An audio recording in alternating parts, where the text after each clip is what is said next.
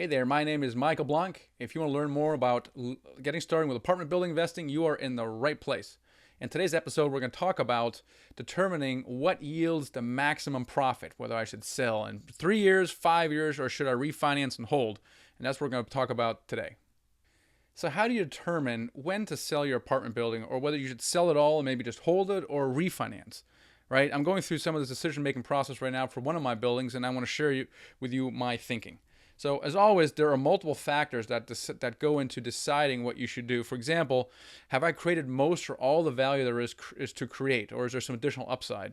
How attractive is the future cash on cash return, and how does that jibe with my investment criteria? What do I expect the markets to do? Are we cresting? Are we bottoming out? What yields a higher return, right? So, and that's kind of what we're trying to do here is selling, holding, or refinancing. So let's apply these criteria to a particular case study. Okay, so I'm going to show you in a second a 20-unit building, and it's a stable value add deal. It's a 20-unit building, and the rents are $150 under market because of some deferred maintenance and cosmetic upgrades. It's going to require about $2,500 worth of work, and we're projecting a $100 increase in rents over the next 3 years. So very boring, base hit thing that's going to make us a lot of money. Okay, but now the question is, well, what's going to be more profitable of those three scenarios? So selling in year 3 or 5, refinancing and holding, or just holding for 10 years. So in order to answer these questions, we're going to have to now look at something called the internal rate of return, or IRR. And the reason I normally don't talk about the IRR because it's an advanced concept. And when you speak to, for example, investors about IRR, they just confused, and a confused mind says no. So I don't talk about the IRR. IRR is for more sophisticated people, and it takes into consideration the inflows and outflows of capital as well as the passing of time. And in the case of a refinance, there actually is all three of those. There's an inflow of capital and then an outflow. So investors put a bunch of money in, and then after some time, the money flows out again, but then there's cash flow before and after. And time passes, right? So the only way to compare apples to apples is by using the IRR. So we're gonna talk about that here next. So in order to demonstrate the IRR, I'm going to use a financial model that I have called a syndicated deal analyzer. Now you don't need to have this. I'm just using it to show you the concept of IRR and the overall return.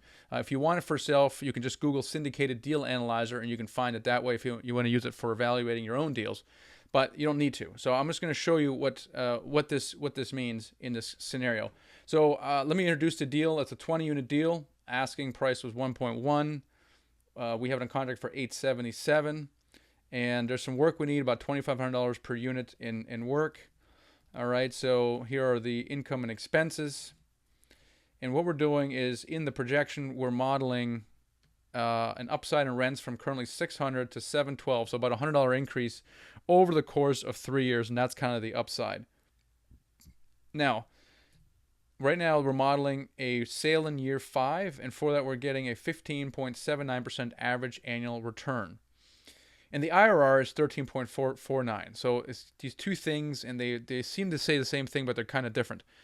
Now, the average annual return, like I said, is normally easier to understand. Average annual return means that every year, if I put $100,000 in, I expect to get about $15,000 out of it over the course of the 5-year hold. Very easy to understand.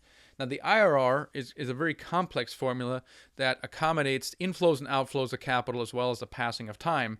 For example, $100 now is worth more than $100, say, 5 years from now, right? So there's this passing of time that devalues the money because of it. And that's what the IRR does. Now, because we're going to try to compare refinance versus different selling situations, we have investor capital flowing in here, $350,000 to close on this deal, and then when we refinance, we have it flowing out again, and maybe not all of it, maybe part of it, and then there's still cash flows before and after refinance. So the IRR is the only formula that accommodates this. So in order to compare one versus the other, we need to really look at the IRR.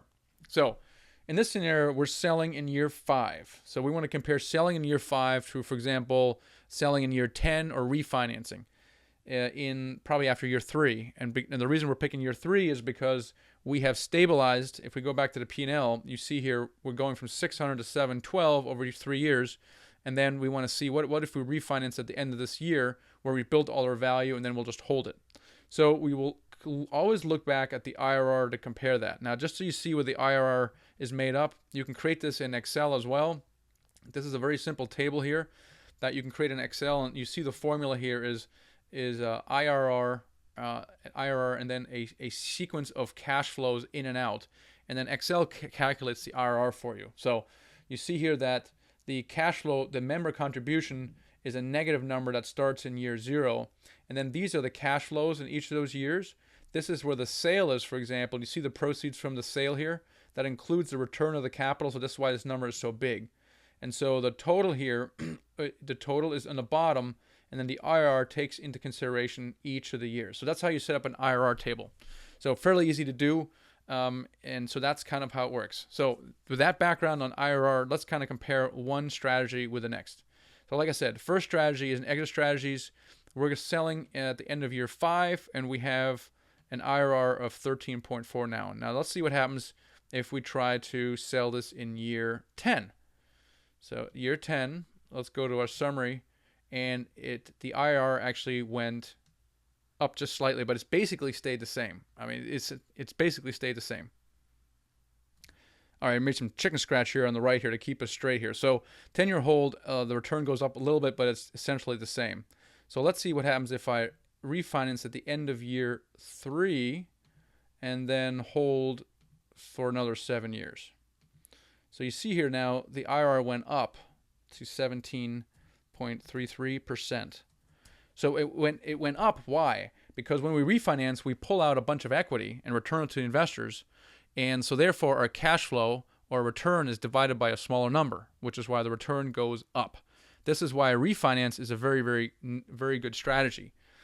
And now let's compare this to refinancing and say at the end of year 5, just for grins, and see what happens there. It goes to 16. It goes down just a little bit. Now we can continue this process just to kind of see where the maximum. You'll see that this is going to start. It's going to start dropping off, right? So we're not really getting a lot more. We seem to get. Let's do year. Let's just do year 2. Let's do at the end of year 2. Let's see here. Year 2 is 15.37%. So this is year 2. So really, it appears on looking at this that the maximum IRR we're going to achieve is right at the end of year 3, and this makes a lot of sense because we've built all the value. So to get this giant curve of value building, and it kind of peaks right at the end of year 3, and then it kind of levels off. So this observation with regards to return makes a lot of sense. So this is why my favorite strategy really is a value add, refinance, and hold. So deciding to sell a building is never easy, especially if you've grown accustomed to the cash flow. It also depends a little bit kind of what kind of lifestyle you want, right? So we just looked at the numbers where the IRR was the highest when we refinanced in 3 after we built all the value. And really, if you do that on a continuous basis, you can really maximize your return. You're constantly adding value. As soon as you've maximized value, you refinance, you pull cash out, you do it again, you can grow a business massively in this way. But on the other hand, you're also constantly working, right? You could just say, look, why don't I just let it ride? I don't want to do all this stuff. I don't have to squeeze out every penny out of a deal. But the decision's up to you. Right? It's a great way to think. You can make more money or less money. It really depends on what you want, what your lifestyle is to be. But this is basically how you evaluate whether it's better to sell year 3, 5, 10, or do a refinance and hold. So hope you enjoyed that. Found it useful. If you're interested in finding out more about apartment building investing, just click on my profile below, and you can see a list of all my previous apartment building investing resources and blog articles. If you have any kind of questions or comments, let me know below. Love to connect with you. All right, guys, appreciate it. Talk to you next time.